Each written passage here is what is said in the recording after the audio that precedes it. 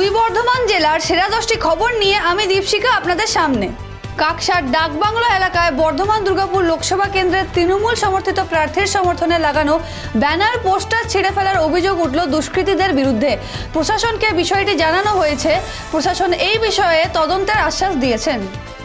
বৃহস্পতিবার সকালে বর্ধমান 1 নম্বর ব্লকের রায়ান গ্রামে প্রাতঃভ্রমণ সারলেন বর্ধমান দুর্গাপুর লোকসভা বিজেপি প্রার্থী দিলীপ ঘোষ এবং প্রত্যেক দিনের মতো মর্নিং ওয়াকের পর রায়ান গ্রামের শিব মন্দির দর্শন করেন। তারপরেই চা চক্রে যোগ দিয়ে জনসংযোগ সারেন তিনি। উত্তরবঙ্গে মুখ্যমন্ত্রীর সফর নিয়ে কটাক্ষ করেন। হঠাৎ করে গরম পড়ে যাওয়ার পশ্চিমবঙ্গ সরকারের পক্ষ থেকে একটি নির্দেশিকা জারি করা হয়েছে। এই গরমে কি করবেন এবং কি করবেন না। আবহাওয়া দপ্তর সূত্রে খবর, বৈশাখ মাসের আগে সেরকম কোনো বৃষ্টির সম্ভাবনা নেই বলেই চলে। লকডাউনে তাঁতের ব্যবসা বন্ধ হয়ে যাওয়ার পর দীর্ঘদিন ধরে মানসিক অবসাদে ভুগছিলেন পূর্বস্থলী 2 নম্বর ব্লকের মেরতলা এলাকার দুর্যোধন পরামানিক। বর্তমানে তিনি টোটো চালিয়ে সংসার চালাচ্ছিলেন। এদিন বৃহস্পতিবার সকালে বাড়ির সামনেই একটি গাছে গলায় ফাঁস লাগিয়ে আত্মঘাতী হন তিনি। বালিখাতে বেআইনিভাবে নেট চালানোকে কেন্দ্র করে ব্যাপক উত্তেজনা ছড়ালো বর্ধমানে খণ্ডঘোষ ব্লকের গ্রাম পঞ্চায়েতের দামোদর নদে। নৌকা চালকদের অভিযোগ, দামোদর নদে মেশিনের সাহায্যে বালি তোলার কোনো নিয়ম নেই, তবুও এক শ্রেণীর লোকের রাতের অন্ধকারে বালিখাতে মেশিন লাগিয়ে বালি তুলছে। নেট সরানোর কথা বলতে গেলে নেট মালিকের লোকজন নৌকার লেবারদের ওপর চড়াও হয় এবং তাদের মারতে আসে। পাটুলি, বড়গাছি সহ একাধিক জায়গাতে বিজেপি প্রার্থী অসীম সরকারের বিরুদ্ধে পড়ল পোস্টার। যদি কেউ পোস্টার দিয়ে থাকে তাহলে বিজেপির লোক দিয়েছে বলে আমি বিশ্বাস করি না। প্রকৃত বিজেপি হলে এমন পোস্টার তারা দেবেন না।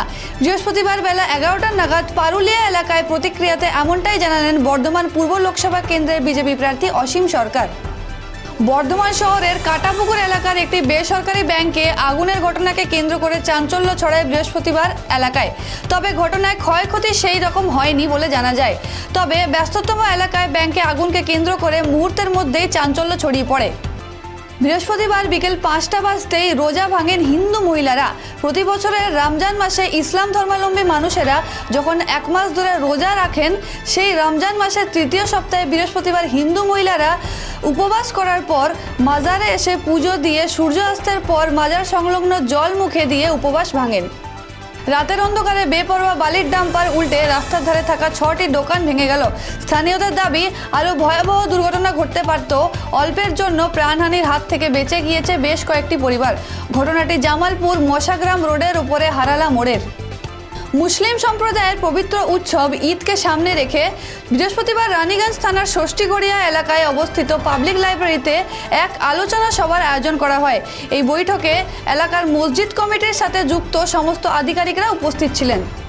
দুই বর্ধমান জেলার সেরা 10টি খবর এখনকার মতো এই পর্যন্তই। পরবর্তী খবরের জন্য চোখ রাখুন খবর বাংলা স্ক্রিনে। খবর বাংলা, খবরের খবরদারি।